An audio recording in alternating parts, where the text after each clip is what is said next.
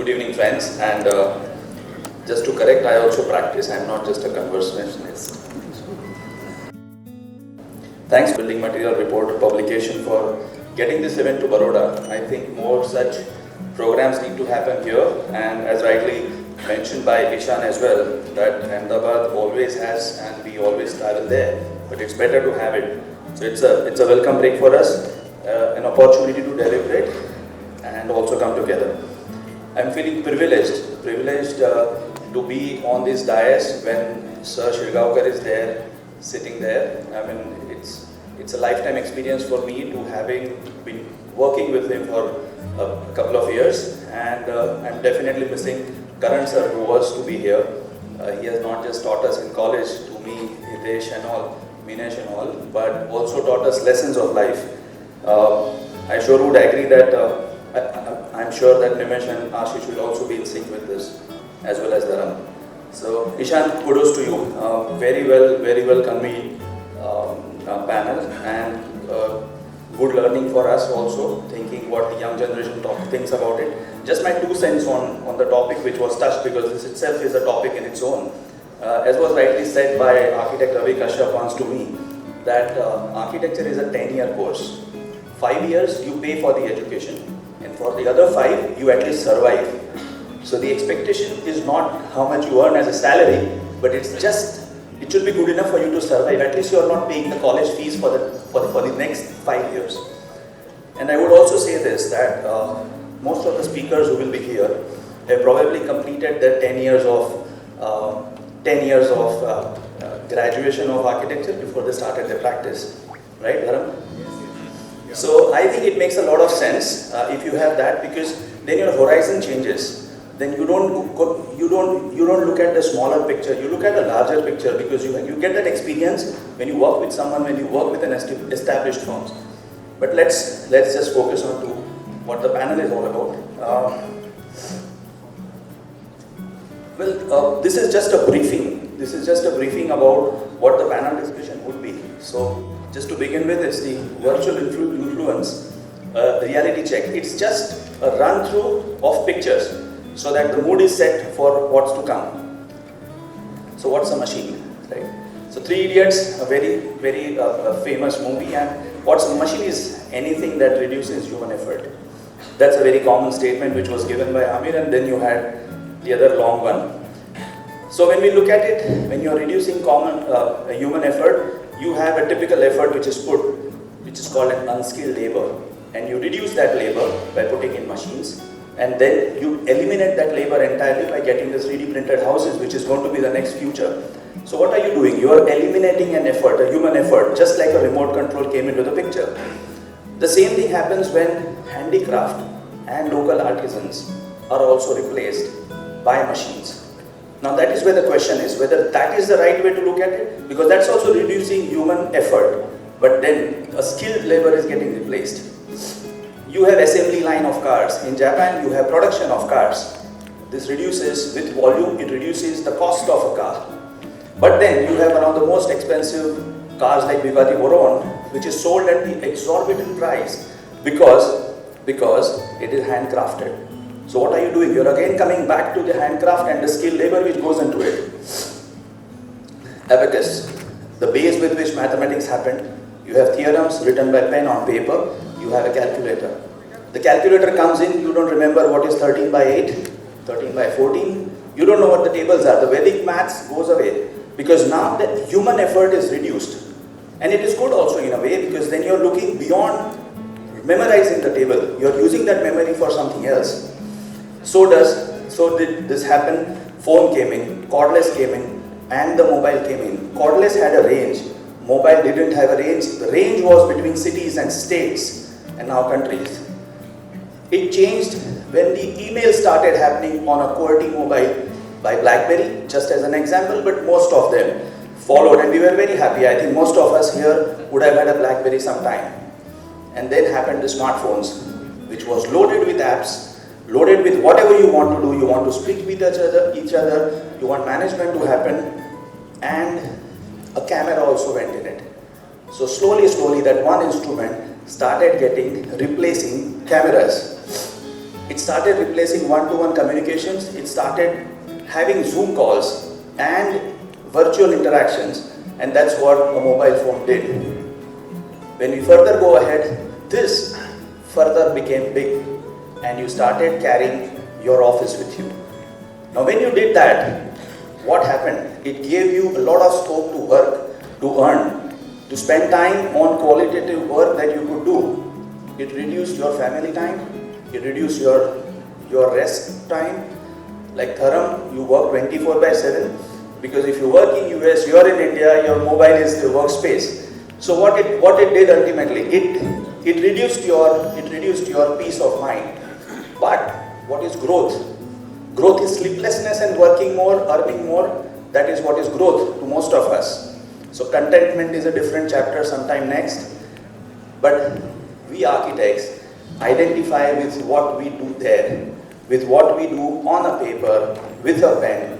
When we get into it, I remember a relative telling my mom that Rahul's drawing is good, he should be an architect or an artist. We need to question whether that is anymore required, whether we do really need to have good sense of drawing. That's again a question which the esteemed jury is going to, the esteemed panel is going to answer soon. But then when we looked at that, we made models in the college, and so do we make sometime earlier. We are happy that we have someone in the office now who is able to do that needful these days as well. And the models made a huge difference, because that taught you how to progress and proceed with the third dimension, but not on the screen, in the actual form. And that was the importance. So there was a drafting tool, a drafter, T-square, set square, with what we all went in the first year. And when we bought this, we thought that our life is done, because there is no more investment that's going to happen. We will have our pens, Rotring and Stedler, and this, and we are done. Till this thing happened. Till the computer came in, the plotters came in, the drafting board slowly went away. I think we were the generation probably 5-6 years after this, no drafting board was there in anyone's office. But slowly our drafting boards went away and the computers came in. So this was a drafting tool. Did it end there? Did the computer be only served as a drafting tool? No. It started thinking for us. So from a drafting tool, it became a designing tool. So directly the design started happening on the computer. It was no more just feeding in information and taking out prints or using it as a working drawing. The computer was now giving you design solutions. So when you look at a car, when you look at a F1 Ferrari car, my son Rushad would agree that this car is like $20 million car. When a driver like Leclerc or Senna rides this car, and their riding is so effortlessly, these cars don't come in cheap that they can practice on this car. They don't practice on this car. They work on the simulators, because these cars are so expensive that you can't practice in them sitting there. Till the last moment they are on the simulators. Their entire kinetics is on the virtual wind tunnel. Whatever happens, it's all virtual, and then they go on the field. That is the power of virtual world, that they can do everything there and still do amazingly well when they're driving the car on an actual F1 track. So it just doesn't end there, right? So like I said, the virtual reality goggles, virtual reality world, and you start designing practically, directly. You start representing your designs directly. You start thinking about the designs directly and taking out the matter in the virtual world itself. Click of a button, put on the Pinterest chairs. You get this. You get so many options, you get thousands more, and there are 8 pages on this. You put in stairs, you get options. You have lot of things that actually happen just by a click of a button. So the question is going to be that whether you become a selector out of those, or you create one and then you say which one was I actually thinking which nobody else has done. Do you take that as a challenge to create something which is not there, or you replicate something which actually fits the bill? Simple. You put in your 3D image, write neoclassical, you get this in 30 seconds, put in mid-century modern, you get this 30 seconds, Gaudi, you get this 30 seconds, and futurism, you get it 30 seconds. This is what the AI is doing to us. Are we able to realize what is happening here? Amazing building. Right there on the Old Padra Road. And you put it on the AI and you get this. Another amazing building. Right there opposite to this. If S3D decides to put this building in Italy, you got an option there. Decides to put it in Bali, you got an option there. You don't need to really think about it. You can just keep on replicating them. This is what AI, power of AI is. All generated in 1 minute, 30 seconds. You put in the picture and it replicates. Replicates the way you want it to be. These examples I am only showing because these are the famous buildings that we have. Ashish, Nimesh, Dipen, they are the people who have done it. But at the same time, the AI has the ability to change it with certain prompts. This is what I was 3 years ago. I was always like this, clean shaved, short moustache, army cut, till 3 years ago, till a friend, after a party, same t-shirt, he put this on Snapchat, made a change. And the change was so damn good that it made me change myself. That's the power of AI.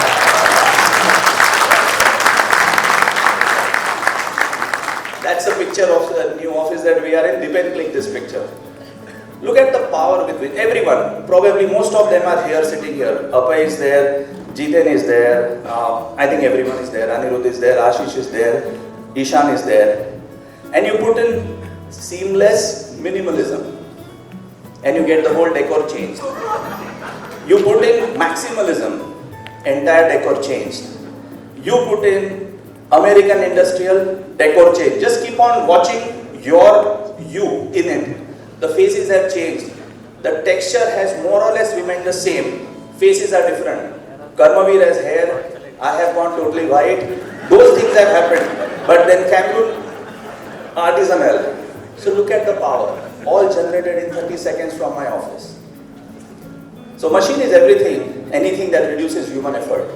That's what we started with. But should creative thinking be considered an effort? Understand. Should creative thinking be considered an effort? And that is what we are going to talk today. Thank you.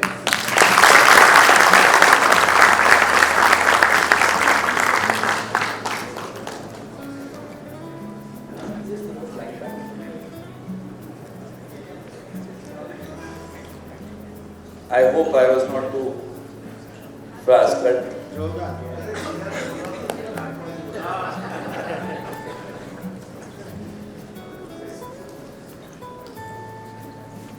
so this time what we tried is that it's not a panel discussion to begin with. So we don't want one question, that bit, I think Ishan did it very well. So we just want it to be like a debate, like a Congress versus BJP with respect to a war. So let us do something that is interesting. So let us have these two factions. One talks pro-virtual world, what you saw, and one says that, you know, reality, the way we were thinking originally, we should do it.